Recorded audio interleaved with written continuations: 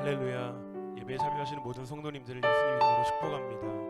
오늘도 우리를 하나님의 백성 삼아주시고 또 우리를 친구로 삼아주신 우리 예수님께 감사와 찬양의 박수 올려드리도록 하겠습니다. 모점 일어나서 손뼉 치면서 찬양하겠습니다.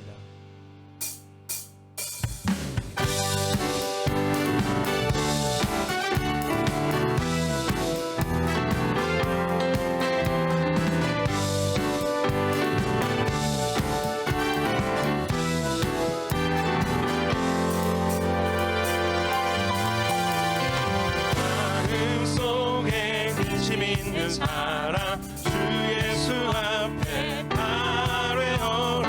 슬픈 마음 있을 때에라도 주 예수께 아뢰라.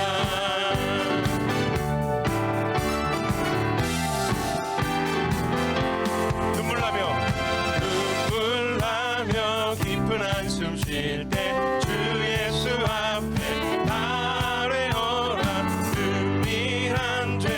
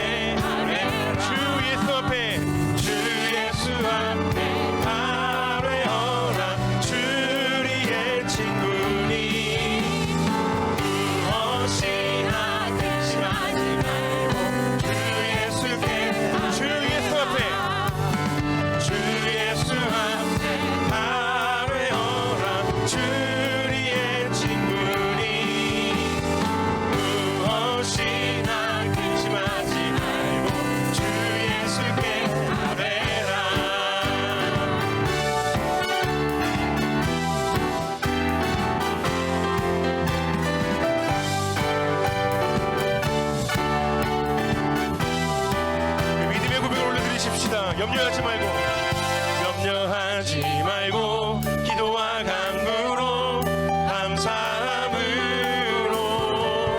염려하지 말고 기도와 간구로 감사함으로. 염려하지 말고 기도와 간구로 감사함으로. 염려하지 말고 기도와 간구로 주 예수 앞에 아뢰어라. 주리의 친구 주 예수 앞에 아뢰어라. 주리의 친구니 무엇이나 근심하지 말고 주 예수께 무엇이나 근심하지 말고 주 예수께 아뢰라.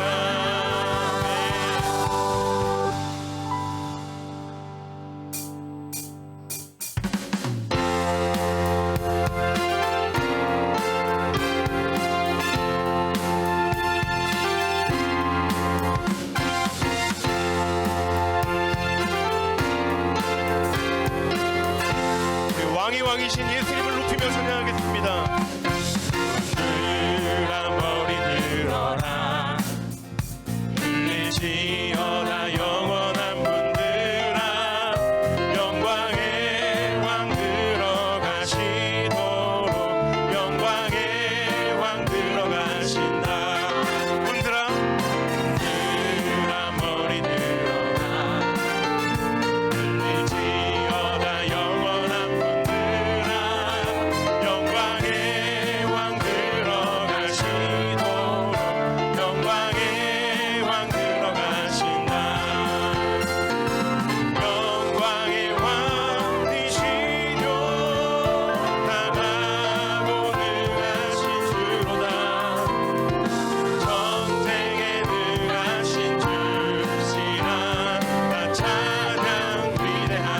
선포하며 왕께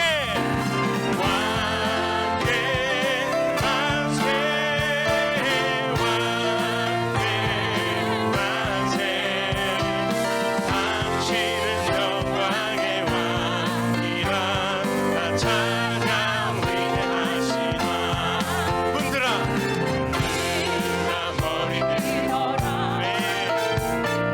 지어다 영원한 분들아 영광의 왕 들어가시도록 영광의 왕 들어가신 분들아 머리 들어라 나 머리 들어라 지어다 영원한 분들아 영광의 왕 들어가시도록 영광의 왕 들어가신 영광의 왕 되시며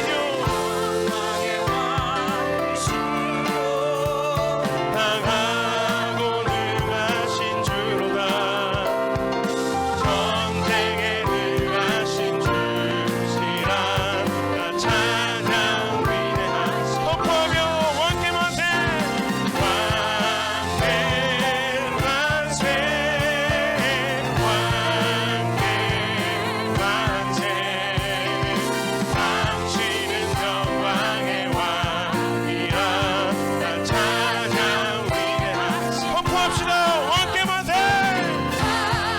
왕께 만세 왕께 만세 당신은 영광의 왕이라 나 찬양 목소리 높여 왕께 만세 왕께 만세 왕께 만세 당신은 영광의 왕이라 나 찬양 위대하신 왕 왕께 만세 왕께 만세 당신은 영광의 왕이라 나 찬양 위대하신 당신은 영광의 왕이라 나 찬양 한 번 더 당신은 영광의 왕이라 영광의 왕이라 나 찬양 위대하신 왕 아멘 왕의 왕이신 예수의 높임 받으시옵소서 우리의 찬양을 받아 주옵소서 자리에 앉아서 계속 찬양하겠습니다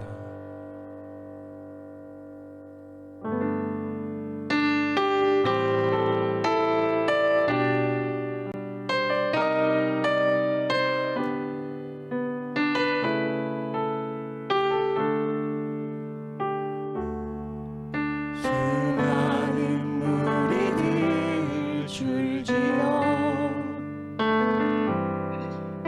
그분을 보기 위해 따르네 평범한 목수이신 그분 앞에 모든 무릎이 꿇어 경배하네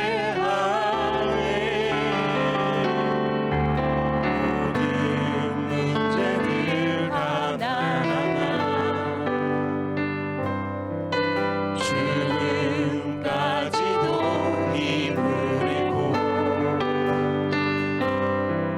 생명의 근원 되신 예수 이름 앞에 모든 권세들 굴복하네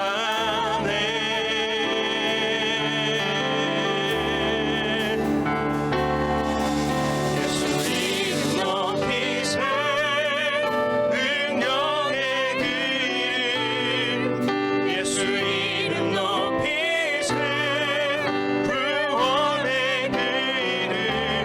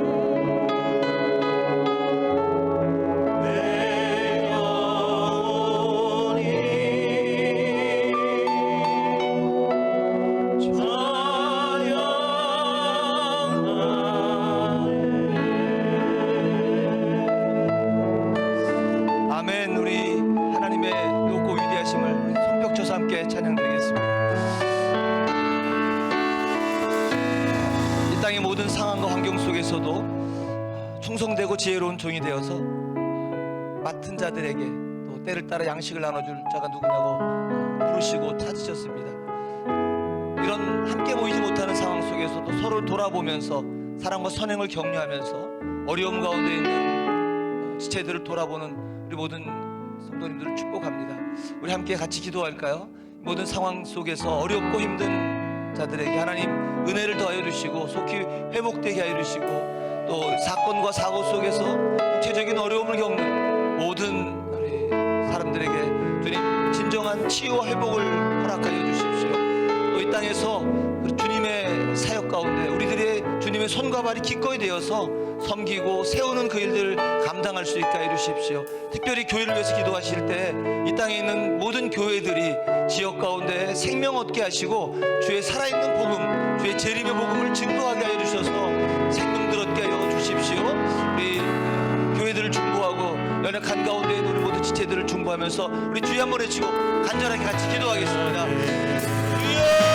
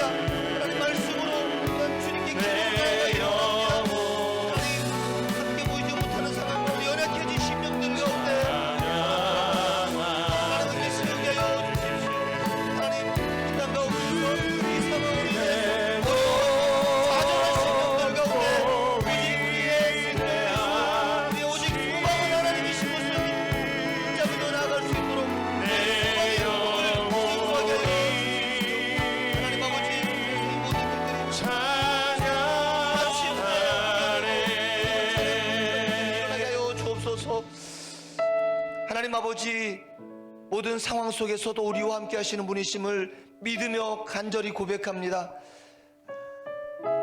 상황 속에서 주를 바라보게 하시고 마침내 모든 것 가운데 승리하신 주님을 소망하게 하여 주십시오.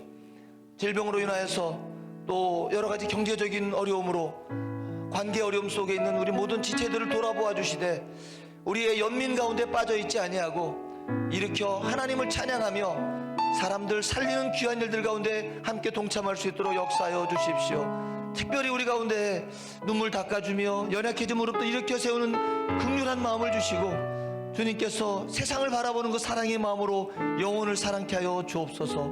예수님의 이름으로 기도했습니다. 아멘. 오늘 우리와 함께 하시는 하나님을 찬양합니다.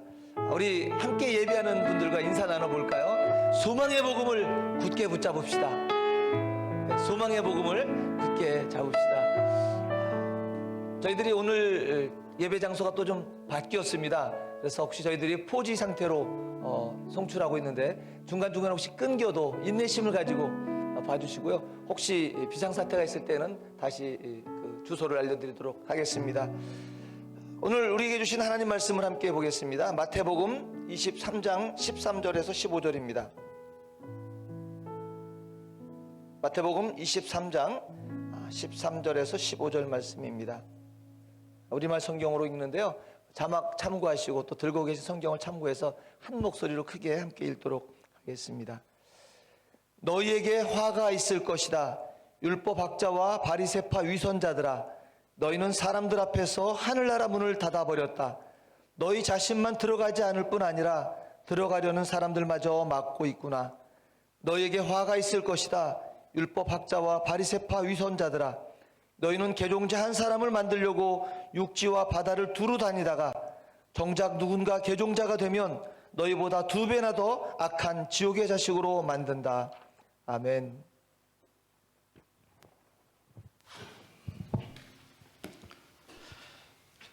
할렐루야.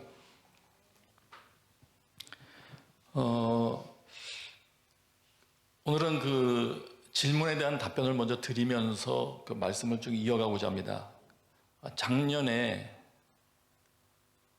2020년도 11월 달에 그 새가족반을 통해서 질문했던 내용이에요.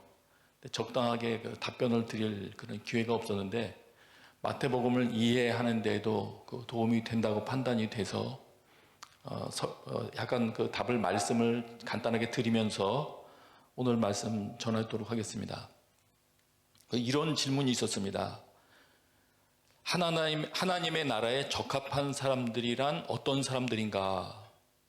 도적부터 세리까지 어떤 사람이든지 초청받을 수 있다고 설명하면서도 하나님의 기준에 부합하는 자는 어떤 사람인가?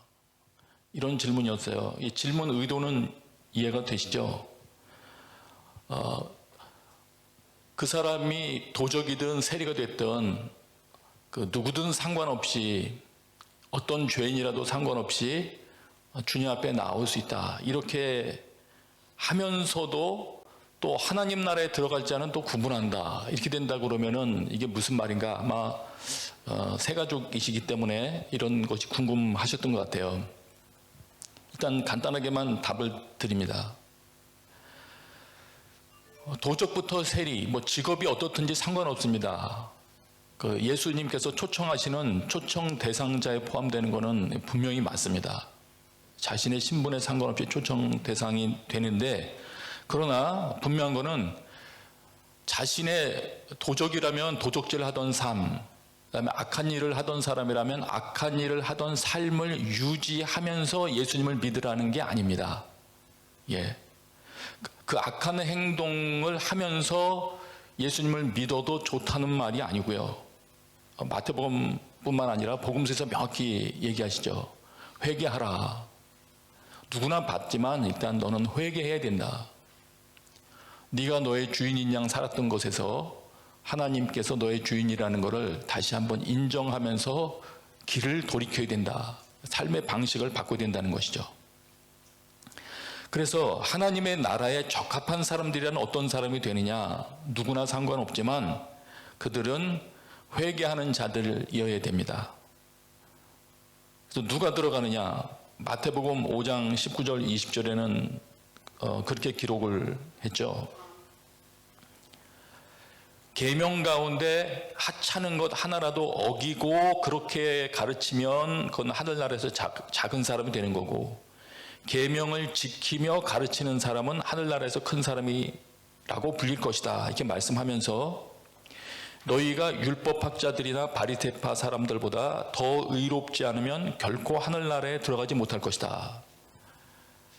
이 마태복음의 서기관과 바리새인들 야단 많이 맞지 않습니까? 그러나 그들보다 더 의로워야 천국에 들어갈 자격이 있다. 굉장히 기준이 높죠. 그러면은 그 더 높은 기준이라는 건 도대체 뭘 말하느냐? 마태복음 7장 20절, 21절 보시면 그렇게 돼 있죠.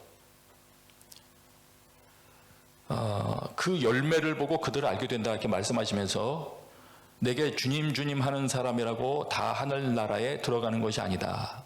하늘에 계신 내 아버지의 뜻대로 행하는 사람이라야 하늘나라에 들어갈 것이다. 이렇게 말씀을 답으로 주셨습니다. 다시 말하면 바리새인보다 또 서기관보다 나은 그런 의라는 것은 그 예수님의 가르침대로 살아가는 겁니다.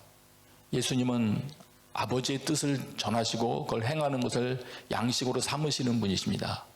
또 예수님은 하나님께서 처음에 주셨던 율법 말씀의 본의를 원래의 뜻이 무엇인지를 해석해 주신 분이시죠. 완성시키시는 분이시죠.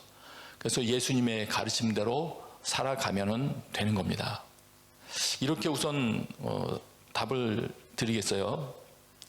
이 질문하신 분이 그 답이 됐는지는 모르겠습니다. 그 다음에 또 질문 중에서 이런 것이 있었어요. 그렇다면 회개한 이후에는 어떻게 살아야 되느냐?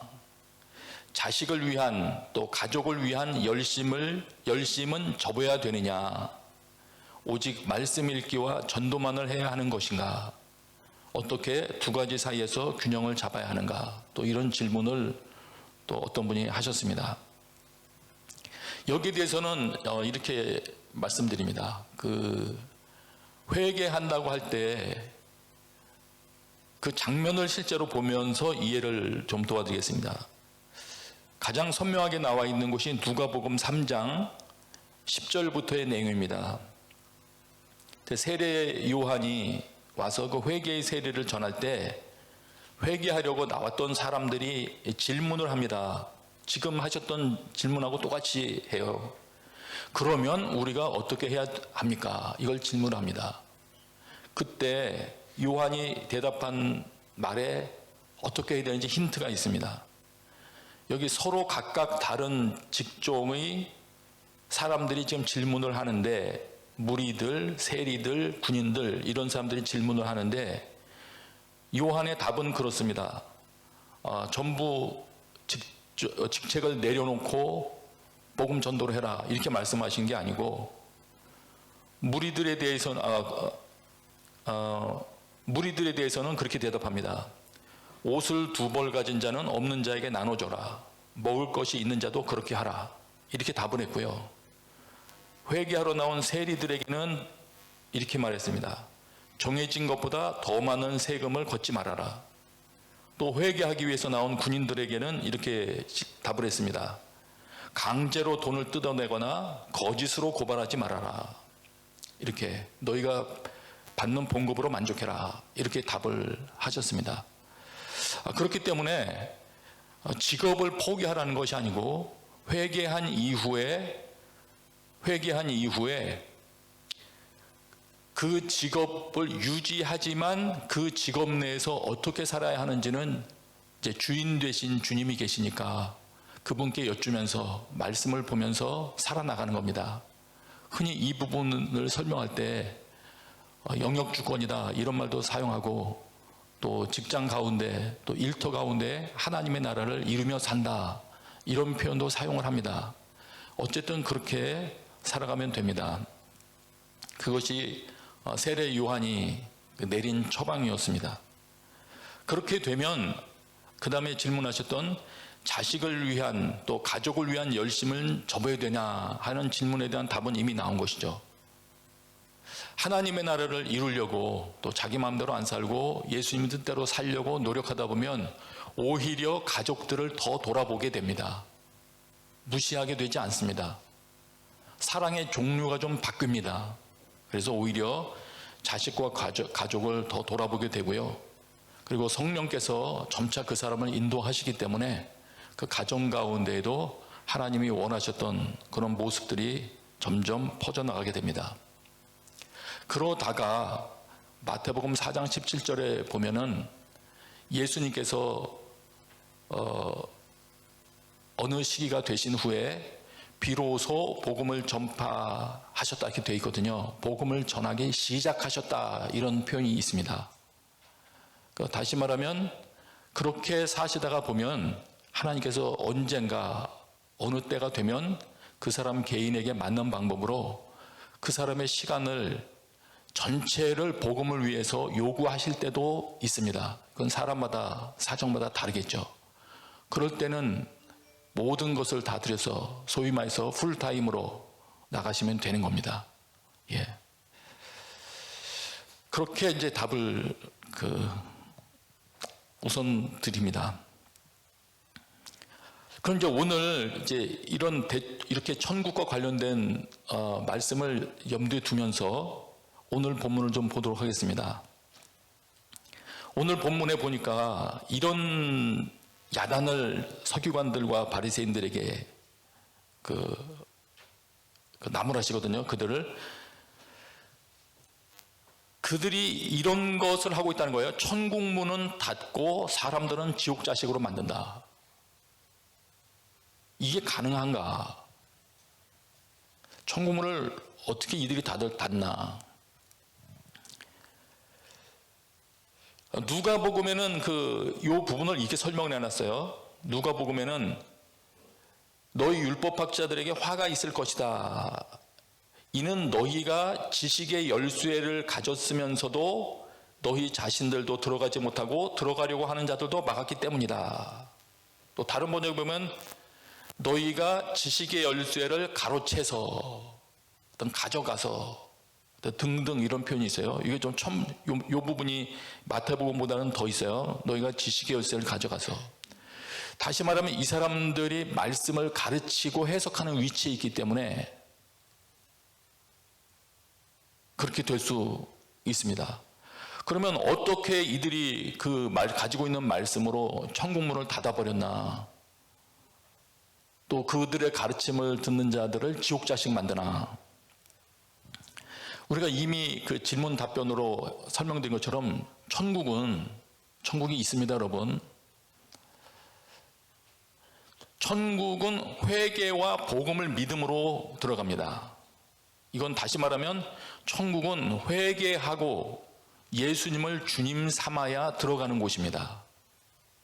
그냥 가만히 있으면 들어가는 곳이 아니라, 그냥 교회 다닌다고 들어가는 곳이 아니라, 교회에서 봉사한다고 천국에 자동으로 가는 것이 아니라, 천국은 회개하고 예수님을 주님 삼아야 들어가는 곳입니다. 그런데 중요한 거는 회개하고 예수 그리스도를 주로 삼아야 되고 예수님을 주님 삼면 예수님께서 내 안에서 예수님의 일을 하시면서 나를 지어주시기 때문에, 그러니까 예수님이 집을 지으시는 것이죠. 나의 터전에 그리스도를 주로 고백했을 때 그걸 기초로 해서 나의 인생을 새롭게 지어가십니다. 이게 이제 회개에 합당한 열매를 맺게 되는 것이죠. 그런데 바리새인들과 서기관들은 말씀을 그릇 해석하고 그들의 행동을 통해서 가장 첫 번째로 차단하는 게 누구냐면 예수 그리스도입니다. 말이 좀 복잡해졌나요? 정리하면 이들이 천국 문을 닫게 되는 가장 큰 이유 중에 하나는 이들의 가르침을 통해서 예수 그리스도를 보지 못하게 하기 때문입니다. 예수 그리스도를 주목하지 못하게 막는 결과를 초래한다. 이들의 가르침이. 자신들의 가르침과 해석에만 주목하게 된다. 여기에 이제 문제가 있는 것이죠. 지금 이 말이 안 들렸을 분을 위해서 다시 한번 얘기 드리면, 예수님을 통해서만 천국에 들어갈 수 있고 회개의 열매를 맺을 수가 있고 자신이 새롭게 세워질 수가 있는데, 예수님을 주목하고 예수님의 가르침을 받아들이는 것을 막는 역할을 하고 있습니다. 바리새인과 서기관들이. 그들의 말씀 해석이. 이게 문제가 되는 것입니다. 그럼 조금 더 설명드릴게요. 천국문은 어떻게 닫냐? 구체적으로 이들이 어떻게 닫았나?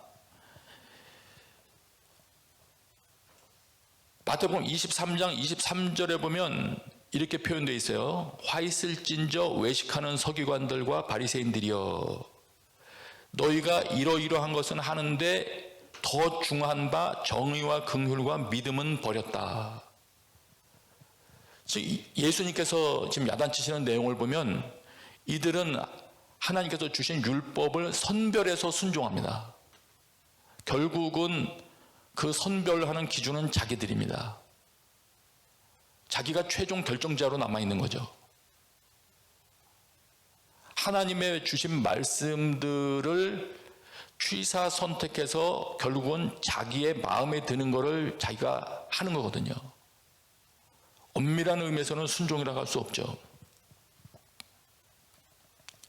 그래서 그렇게 되다 보니까 취사 선택하면서 말씀을 순종하니까 바리새인들과 서기관들 마음속에는 말씀이 충만하다고 말할 수 없는 겁니다.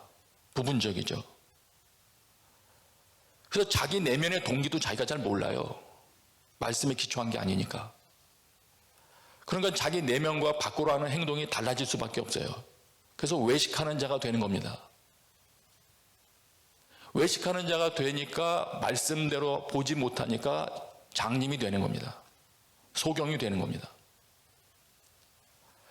자기 내면에는 선별순종하는 말씀들 때문에 온전한 말씀이 없는데 말씀을 읽는 것처럼 보이려고 하니까 이게 외식할 수밖에 없고 23장 28절에 보면 이와 같이 너희도 겉으로는 사람에게 옳게 보이되 안으로는 외식과 불법이 가득하도다. 이 말을 들을 수밖에 없는 겁니다. 안과 밖이 다르니까. 네. 그래서 결과적으로 그렇게 되다 보니까 어떻게 되냐면 예수님의 진단에 의하면 너희들이 정의와 긍휼과 믿음은 버렸다. 하나님 사랑하고 이웃 사랑하라는 이 주님께서 정말 소중하게 여기시는 그 길로부터는 정작 멀어지는데 여기 정의를 버렸다고 하는 것은 어쨌든 여러 가지 설명을 할 수 있겠지만 서기관과 바리새인들의 잘못된 해석과 활동으로 말미암아서 하나님의 백성들 가운데 참된 심판의 기준과 시행은 사라져 버립니다. 집단적으로 말씀 시행이 안 되는 거예요. 믿음은 버렸다. 하나님께 대한 언약을 맺었으면 언약에 신실해야 되는데 신실함을 버린 거죠. 그렇게 되는 거죠. 그런 결과를 낳습니다. 결과적으로 천국에 못 들어가는 겁니다. 그 원인을 이들이 제공하고 있는 겁니다. 죄로부터 구속함을 받아서 천국으로 사람들 인도하려고 하신 하나님 입장에서 보면은 이게 정말 야단친 일이죠. 진노하실 일이죠. 이제 말씀드린 것처럼 서기관과 바리새인들의 문제의 핵심은 예수 그리스도를 차단하고 예수 그리스도를 보지 못하게 하고 또 말씀은 일부만 강조하고 이런 문제가 있었다고 말씀드렸어요. 이들의 태도에서 우리도 경고를 받아야 됩니다. 나는 지금 예수님을 주목하고 있나? 나는 하나님의 말씀을 온전히 좌로나 우로나 치우치지 않고 다 받아들이고 있는 건가? 그리고 우리 말씀 들으신 여러분들이 다른 사람의 가르침을 들을 때도 그렇습니다. 여러분에게 말씀을 가르치는 이들이든지 여러분이 유튜브 방송을 듣든지 할 때에도 저 사람의 가르침 가운데 예수 그리스도가 있는지도 여러분 주목을 하셔야 됩니다. 나로 하여금 예수 그리스도께 나가게 하는지 다른 거는 가르치는데 예수 그리스도를 우습게 여겨지는 생각과 결과를 내게 낳는지 이건 여러분 주목해서 보셔야 됩니다. 근데 이 서기관과 바리새인들이 특별히 이것을 가르치는데 뭘 가지고 가르칩니까? 하나님의 말씀 가지고 가르치면서 이렇게 했잖아요. 우리 말씀을 가지고 있는 사람들한테는 이거 상당히 중요한 부분입니다. 저도 유심히 한 몇 년 동안 여러 가지 신학적인 주제를 살펴보다가 저도 마음속에 사실은 궁금한 점을 가진 게 있었어요. 제가 여러분들에게 여러 해 동안 가르쳤던 또 설교 때마다 말씀 전했던 혹은 성경 공부만 해서 말했던 그 중요한 주제들 중에 이런 게 있지 않습니까? 하나님의 나라, 이거 제가 많이 말했고요. 희년, 여기에 대한 것도 언급을 했었고요. 최근에 본 거는 또 어쨌든 사도행전 초반에 나오는 공동생활이라든가 아니면 가장 최근에 그 마태복음에서 여러분들이 포도원 품꾼 중에서 나중에 온 사람 이야기 이런 것도 여러분 봤잖아요. 근데 이런 내용들에 대한 성경의 그 내용을 좀 확인하다가 제가 놀라운 사실이라기보다는 이건 이렇게 될 수도 있구나 하는 것을 발견한 게 있어요.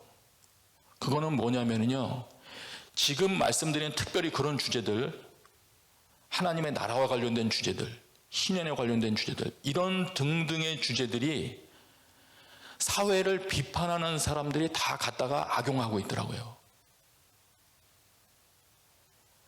원래 그런 내용들을 통해서 하나님께서 사랑을 표현하시려고 했던 원래의 의도와 마음을 가르치기보다는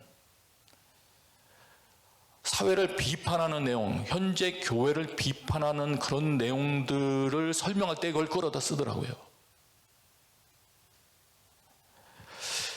그렇게 제가 볼 수밖에 없던 거는 그 가르침들 내용을 살피다 보니까 거기에 예수 그리스도가 없어요.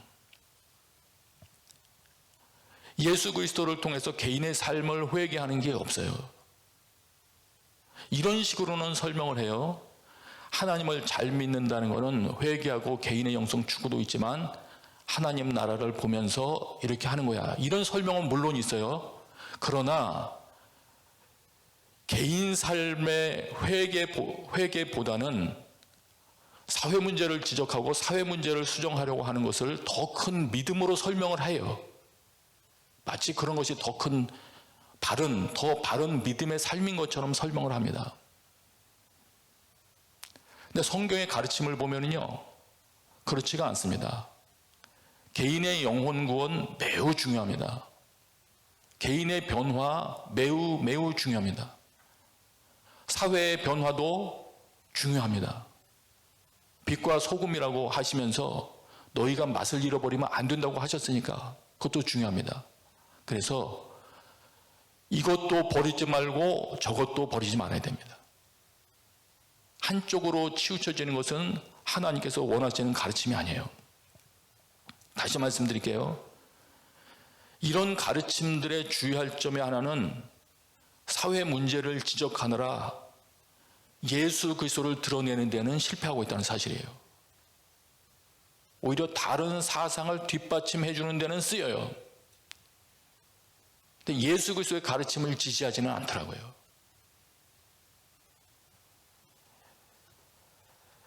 그렇게 되면 어떻게 되냐면은 사회는 바꾸려고 하지만 그런 삶은 열심히 살 수 있지만 자신의 삶을 변화시킬 수 없습니다.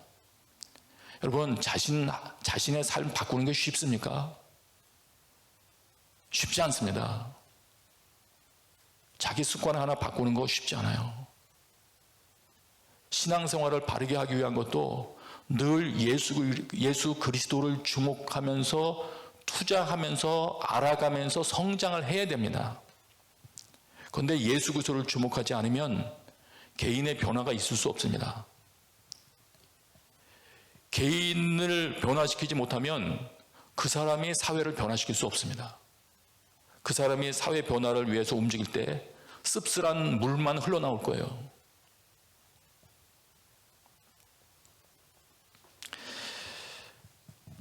그래서 자신의 영혼 구원을 강조하는 거, 예수 그리스도를 통해서 우리 개인이 변화되어야 됩니다. 이거를 강조하는 게 유치한 신앙이 아닙니다, 여러분.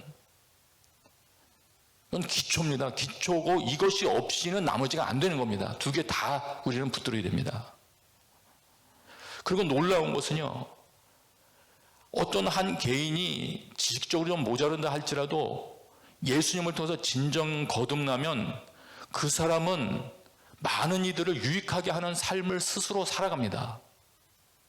한국 땅에 보도가 안 돼서 그렇지 수많은 고아원이라든지 많은 어려운 사람들 돕는 봉사단체에 누가 거기서 수고하고 있습니까? 기독교인들이 아직도 그래도 많죠. 그들이 드러내려고도 하지 않고 자신을 드러내려고도 하지 않고 선한 일을 합니다. 왜 그런 삶을 삽니까? 예수 그리스도가 그렇게 인도하시기 때문이에요. 성령께서 그를 그렇게 인도하시기 때문이에요. 우리가 이걸 잊어버리면 안 돼요. 최근에 저도 듣고 감동했는데 저희 부교육자님 어머님 한 분도 아주 오랫동안 몇 년 동안 함께 근거리에 있는 좀 깨어진 가정에 자녀들이 불쌍해서 계속 도왔다 그래요. 물질로 또 실제로 식사를 먹이면서 이렇게 놀라운 일이죠. 누가 알아주는 것도 아닌데 어떻게 그런 일이 일어납니까? 예수 그리스도가 그 안에 살아서 생명으로 움직이시기 때문에 그 사람이 그렇게 움직여지는 겁니다. 그래서 우리는 성경의 주요 주제들이 먼저 그것을 통해서 하나님이 어떤 분이신지를 알고 예수 그리스도를 그것을 통해서 예수 그리스도가 내 안에 지금 살아 움직이시는지 그것을 주목을 해야 됩니다. 예. 부연해서 계속 좀 더 설명드리고 싶은데 배운 모든 하나님의 말씀들을 타인을 비판하고 또 사회의 모든 현상들을 지적하는 데만 사용하는 사람들은 그런 집단은 그 말씀대로 실제로는 안 살아봤을 가능성이 매우 많습니다. 왜냐하면 한 번이라도 그 말씀대로 살아보려고 하는 사람은 특별히 사회 문제나 사람을 돕거나 하는 일에 대해서 그 말씀대로 살아보려고 시도했던 사람은 뭐 오래 가지도 않습니다. 꾸준히 시도하면 한 1년도 안 돼서 당장 고백이 나올 거예요. 야, 이건 못하겠구나. 자기만으로 안 된다는 걸 알게 됩니다. 구호 외친다는 것 되는 것도 아니고요. 이건 예수님의 개입이 없이는 안 되는 일이구나. 알게 됩니다. 정직한 자는 다 알게 됩니다. 도움이 될까 해서 조금 몇몇 경험을 말씀드린다면 그렇습니다. 어떤 사람을 도울 때 나는 도와도 그가 안 하는 일이 있더라고요. 우리는 지난번에 하여튼 그런 말씀 우리 마태복음에서 봤잖아요. 늦게 온 사람에게 동일한 이런 거 주는 거. 실제로는 건데 이런 게 있어요. 네가 늦게 와도 좋고 언제 와도 좋으니 들어와서 일하기만 하면 나는 너에게 숙식을 제공하겠다. 그걸 거절을 하더라고요. 한번 풀무원 공동체 거기서 거기 잠깐 견학을 갔던 일이 있었는데 그 당시 그 동네에서의 그 공동체의 룰은 그랬어요. 누구든지 들어와서 농사를 도우면 그 농사라는 건 아주 어려운 건 아니었습니다. 아주 중요한 일들은 실제 농부들이 하니까요. 그걸 도우면 정말로 재워주고 다 새끼를 다 먹여주는데 주변에 인근의 그 뭐라고 표현해야 될까요? 노숙자라고 표현해야 될까요? 거린이라고 표현해야 될까요? 그들이 있었거든요. 근데 그분들 얘기를 했더니 그렇지 않아도 그분한테서 얘기를 했대요. 여기 와서 언제라도 좋으니까 오셔서 이것만 하면 된다고. 돌아온 대답은 무엇이었느냐면은 힘들다는 거예요. 그것도 힘들다는 거예요. 그냥 동량에서 먹는 게 더 편하다는 거예요. 그리고 아무도 안 왔대요. 또 한 번은 교회에 저를 찾아오던 어떤 구걸하던 그런 분이 있어서 이분을 그날은 접대를 하려고 가까운 커피숍으로 이분을 모시고 와서 커피를 대접하면서 제가 뭔가 얘기를 시작했는데 물론 오래전 일이에요. 또 제 말이 그분의 좀 마음을 좀 건드리기 시작했나 봐요. 처음에 한번 울컥하려고 하더니 당장 이분이 태도를 전환하더니 그런 말 필요 없고 다 이런 거 필요 없고 돈이나 내놔 그러더라고요. 대화는 물론 거기서 끝이 났어요.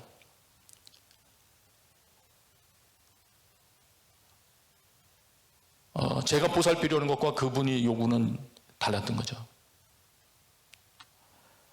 또 이런 일도 있었습니다.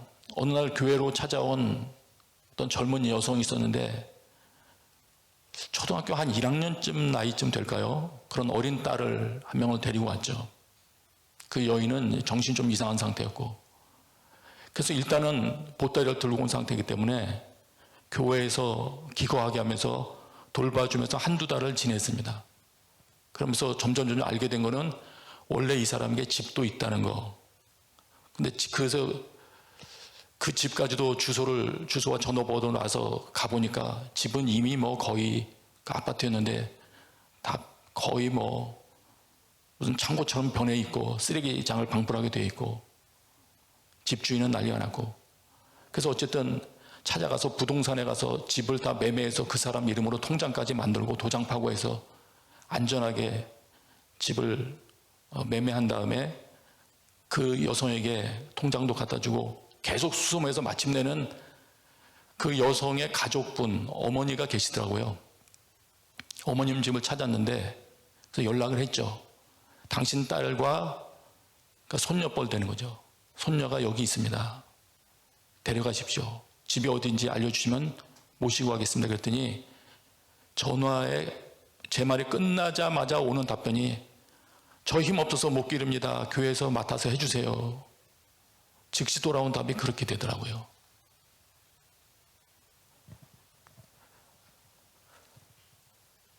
그러나 이분은 뭐 제가 계속 돌볼 수는 없었어요. 삶의 문제가 그렇게 단순하지 않습니다. 개인관계 문제도 그러니 국가 간 뭐 이런 문제는 얼마나 또 복잡하겠습니까? 그래서 솔로몬의 통치로부터 시작해가서 솔로몬의 재판으로부터 시작해서 품삯을 지불하시는 하나님의 그 놀라운 그 처신 방법은 우리로서는 참으로 이해할 수도 없는 그런 놀라운 하나님의 지혜가 담겨 있는 겁니다.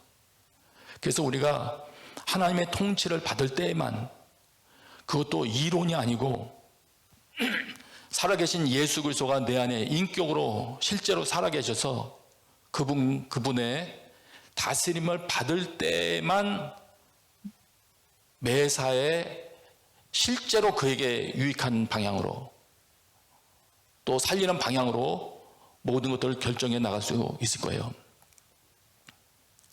다시 말씀드립니다. 예수 그리스도로 인해서 개인이 먼저 변화되는 것 없이는 사회도 나아지지 않습니다. 불가능합니다. 만나본 이들 중에는 지능이 좀 모자라도 예수 그리스도를 믿기 시작한 지능이 모자란 자와 그렇지 않은 자는 차이가 있더라고요. 예수 그리스도는 놀라우신 분입니다. 놀라우신 분이에요. 예수 그리스도는 살인범조차도 마음을 감동시켜서 칼을 꺼내놓게 만드는 힘이 있습니다. 어느 날 어떤 형제가 성경 공부하던 형제인데 그 형제가 드디어는 칼을 꺼내더라고요. 그때 한마디 하더라고요. 저는 살인하지 않았습니다. 정당방위였어요. 그 칼은 물론 제가 집으로 가져갔었지만 예수 그리스도가 놀라우신 분이십니다. 이 사실을 우리는 놓치면 안 됩니다. 그렇기 때문에 서기관과 바리새인들과 같은 스타일로 꼭 그분들 뿐만이겠습니까? 어쨌든 내 삶을 통해서 예수 그리스도가 전달되는 것을 방해한다면, 그리고 하나님의 말씀을 편중되게 취하게 한다면 하나님이 절대로 기뻐하실 리가 없죠. 그 사람을 살려야 되는데. 예수님은 그래서 생명이시고 길이고 진리이신 건 맞습니다, 여러분. 그러나 그래서 그런지 몰라도 놀라운 것은 세상이 예수님을 너무 싫어해요. 마태복음 후반으로 가면 갈수록 점점 더 세상의 정체가 드러납니다. 예수 그리스도를 싫어하고 거부하고 대적하고 심지어는 모여서 계획을 짜서 죽이고자 합니다. 그러다가 보니까 마지막으로 갈수록 예수께 속한 자들마저도 미움을 받습니다. 24장이죠. 마태복음 24장에 보면 이 24장 8절에 보면 이 모든 것은 재난의 시작이니라. 말하자면 종말이 있습니다. 마지막에 심판이 있죠. 사실 이렇게 악한 세상 속에서 심판이 있다는 것은 희망이죠. 그래도 선악간에 올바로 심판을 해주시고 갚아주실 수 있다는 있는 분이 계시다는 것은 우리에겐 참 소망이 되는 일이죠. 힘이 되는 소식이죠. 복음이죠.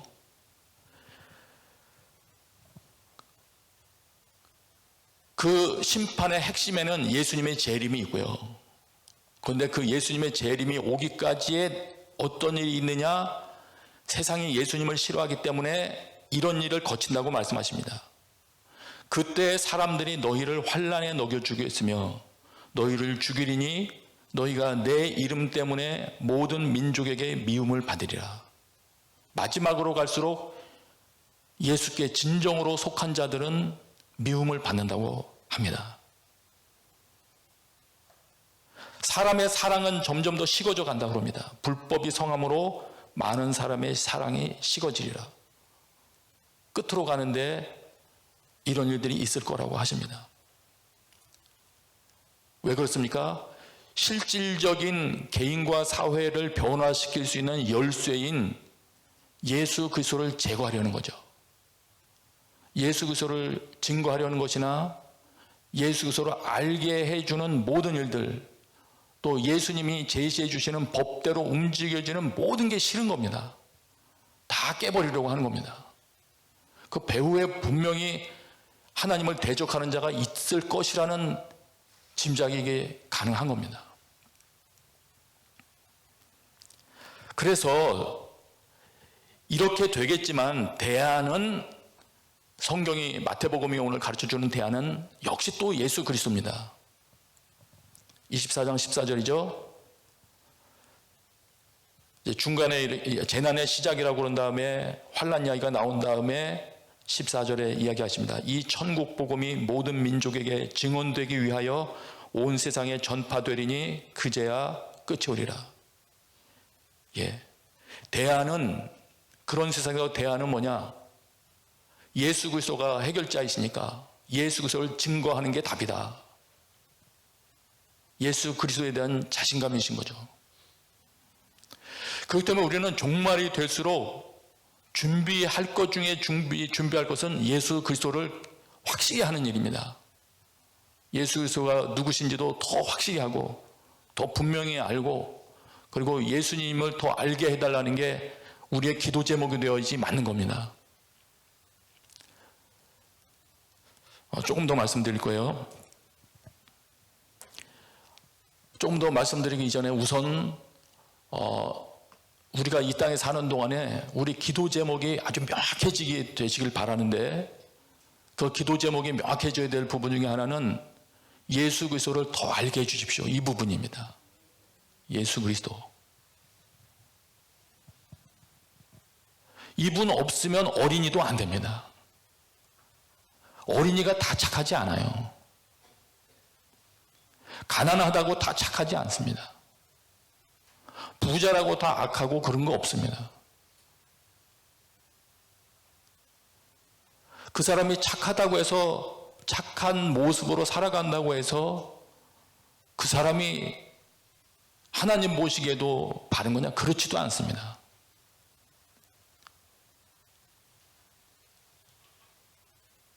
예수 그리스도를 모르면, 예수 그리스도가 그 사람 속에서 활동하기 시작하지 않으면, 예수님이 세워가지 않으면 바르게 세워질 수 있는 것은 없습니다.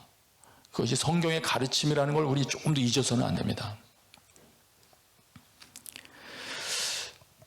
간단한 거 하나만 더 말씀드리고 마칠 거예요. 그래서 우리 종말을 맞이하는 준비 중에 하나가, 24장에 계속 나오는 말씀 중에 하나가 핍박받는 그리스도인들을 서로 돕는 거예요. 특별히 예수님께 속해서 말씀을, 복음을 전하는 이들을 돕는 겁니다. 이건 어떻게 보면 그들을 파송한 예수님께 대한 존중이죠. 예. 왜냐하면 점점 분위기가 어려워져서 믿는 자들이 피해야 되는 분위기가 될 가능성이 많기 때문에 더더욱 그렇습니다. 그 중에서 24장 44절에 보면 이러므로 너희도 준비하고 있으라. 생각하지 않은 때 인자가 오리라. 이렇게 말씀하시면서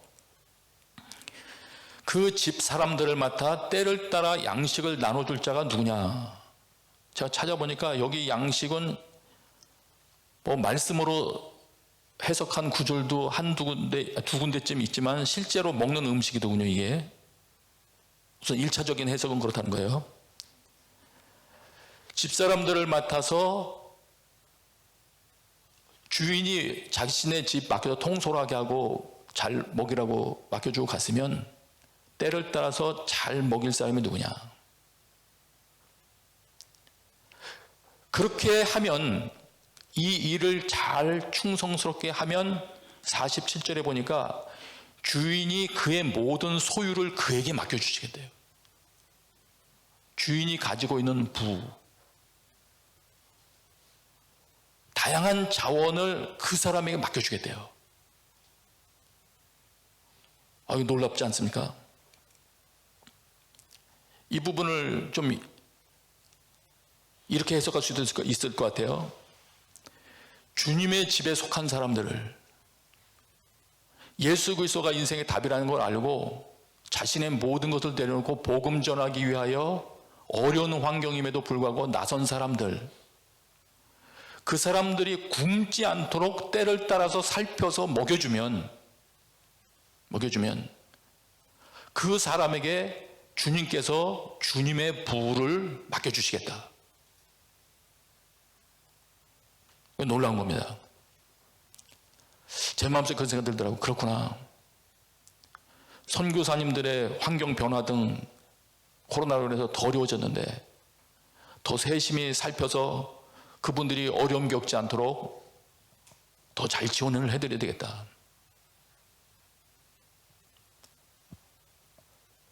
꼭 더 많은 거를 주님께서 맡겨주시기를만을 욕심을 내서 그런 게 아니고 주님이 그걸 기뻐하시니까, 예수님이 답이고 그 일은 필요한 것이니까 복음을 전하는 자들이 많아지고 복음을 활발히 전하는 것이 이 세상과 사회에 유익하니까 이걸 도와야 되는 겁니다. 여러분께서 꾸준히 헌금해 주시는 돈으로 저희가 아직도 수십 명을 계속 지원하고 있습니다. 이 땅을 떠난 다른 곳으로 가신 분들에게도 지금 저희들이 그들의 생활비의 일부를 꾸준히 지금 돕고 있습니다. 오늘 예배드리는 여러분 모든 분들 가운데에도 여러분이 어려운 이들을 살피고 특별히 예수 그리스도께 속한 자들을 돌아보고 살피는 일이 더 풍성해지시게 되시기를 바랍니다. 그럴 때 하나님께서 여러분과 이 교회에 더 많은 것들을 주님께서 맡겨주실 것입니다. 구약에도 그런 일 있잖아요. 오바댜. 선지자 환란 시기에 선지자 100명을 50명씩 동굴에 넣고 먹이고 보살폈지 않습니까? 오늘도 그런 오바댜 같은 사람이 필요한 겁니다. 앞으로 더 필요해질 겁니다. 예. 오늘 말씀을 다 마쳤습니다. 요약하고 기도하기를 원해요. 예수님이 답인 거 맞습니다. 그래서 예수님 주목하지 못하게 되는 가르침, 만약 여러분들이 접촉하는 모든 종류의 가르침이 그 인물이 누구이든 어느 교회에서 가르치는 것이든 만일 여러분의 시야를 예수 그리스도로부터 멀어지게 한다면 그거는 경계하시고 오직 예수님께, 오직 하나님께 은혜를 구하기는 성령께서 은혜를 베풀어 주셔서 이 땅에 거하는 동안 예수 그리스도를 더 알고 증거하며 살게 해주십시오. 그 기도가 있으면 되겠습니다. 이 제목을 가지고 같이 기도하겠습니다.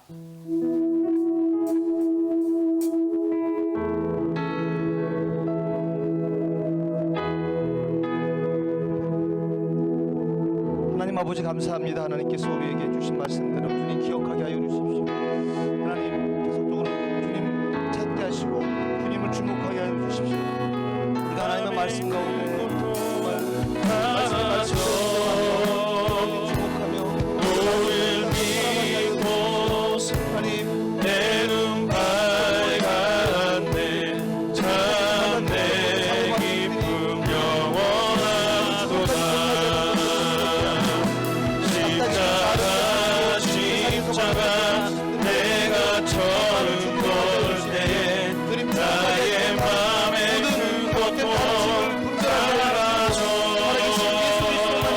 삶을 오늘 믿고 내어드리게 하여 주십시오. 때로 하나님 아버지, 밝았네 모든 참 내 기쁨 영원하도다 우리를 구원하신 십자가 내가 우리의 잘못된 모든 것들 잘못된 자 나의 맘에 큰 고통 세상을 사라져 오늘 믿고 세상에서만 때로 밝았네 참 내 기쁨 영원하도다 십자가 내가 처음 볼 때에 나의 맘에 큰 고통 사라져 오늘 믿고서 때로 밝았네 참 내 기쁨 영원하도다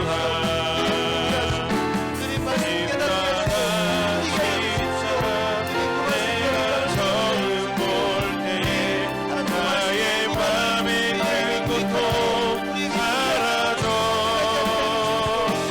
오늘 믿고서 때로 밝았네 참 내 기쁨 영원하도다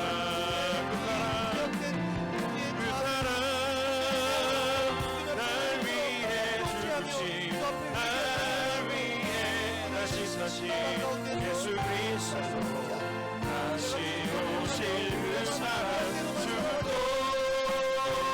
생명도 천사도 하늘의 어떤 권세도 끊을 수 없는 영원한 그 사랑 예수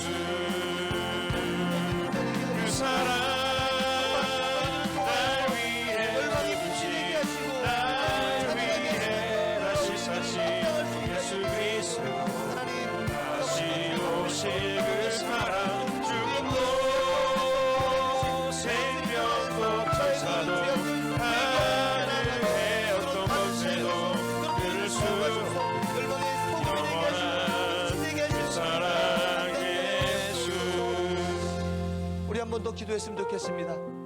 우리가 예수님을 따라 살려고 할수록 세상은 예수님을 미워하기 때문에 우리들 또한 미워할 것이지만 하나님 이 모든 것 가운데서 주를 향한 그 소망을 잃지 않게 하여 주시고 붙잡게 하여 주십시오. 특별히 연약해진 우리 신앙의 지체들을 돌아보며 또 전방에서 이 모든 일들을 감당하시는 분들 섬기고 돕는 일들을 소홀히 하지 않게 하여 주십시오. 하나님 우리의 기도의 제목들이 점점 예수 그리스도를 명확하게 알아가게 하여 주시고 하나님의 뜻을 알아서 그 뜻을 이 땅 가운데 실현하는 저희들 되게 하여 주십시오. 다시 한번 주여 한번 외치고 간절하게 우리 기도하겠습니다. 여호와 앞에 돌아가자 우린 돌아서도 그는 변치 않네 여호와 앞에 돌아가자 우린 넘어져도 그 사랑 영원하네 여호와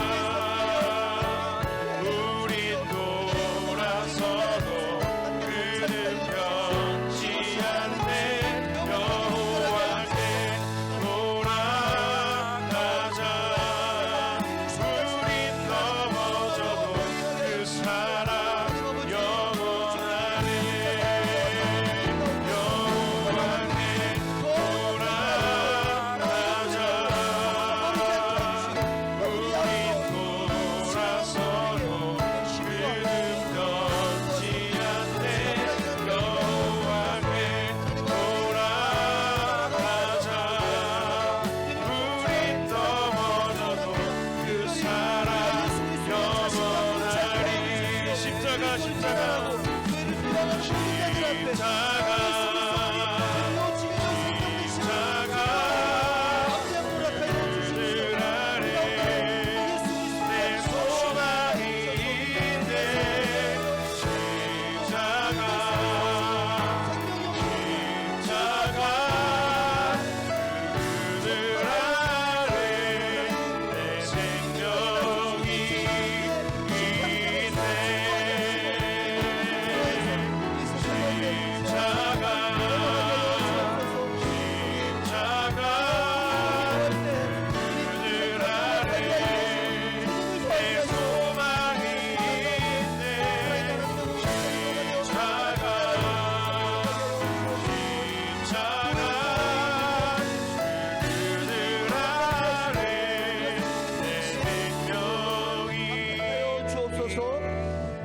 하나님 아버지 간절히 간구합니다.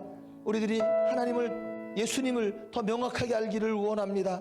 그래서 우리에게 생명 주신 그 예수 그리스도만이 길이요 진리요 생명 되심을 깨달아 알며 그 자신감으로 세상을 향하여서 예수님의 길 되심을 예수님의 생명 되심을 선포케 하여 주옵소서.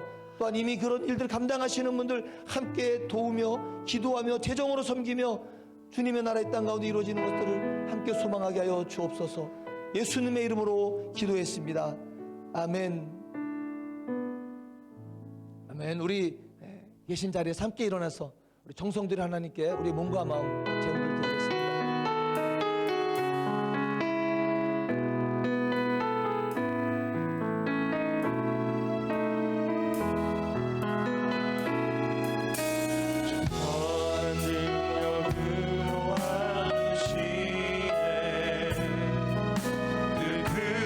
발로 날 붙드시네. 절망 속에도 흔들리지 않고 사랑하는 주 얼굴 구하리. 주님이 마신 고난에 쓴 잔을 우리도 감사하며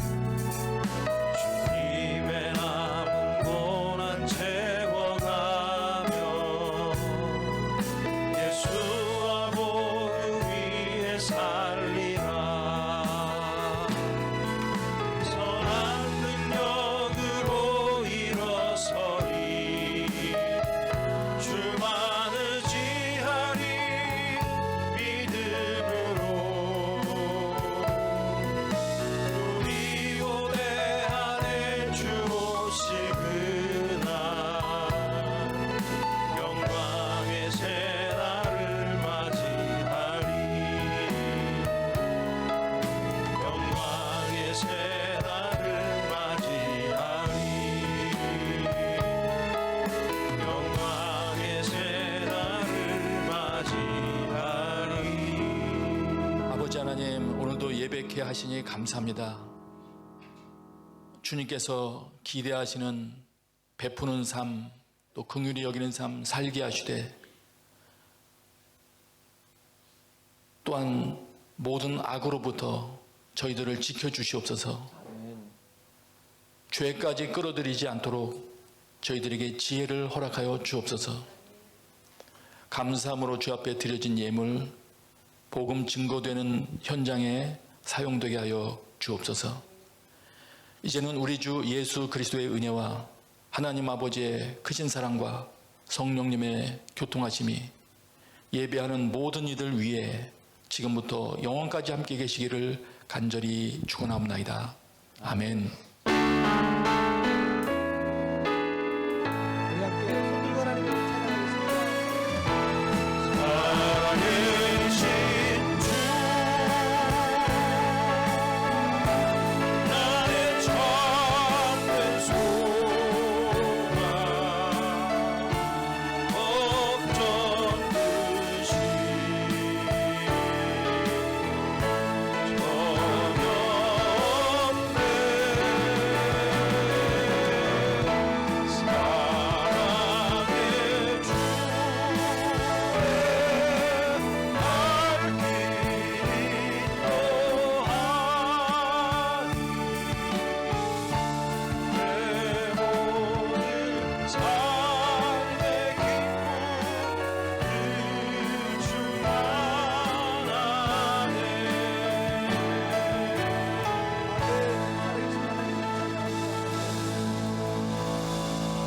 예배를 모두 마쳤습니다. 한 주간도 삶의 예배에서 승리하시고 다음 주에 뵙겠습니다. 좋은 소식 곧 전해드릴 수 있기를 소망합니다.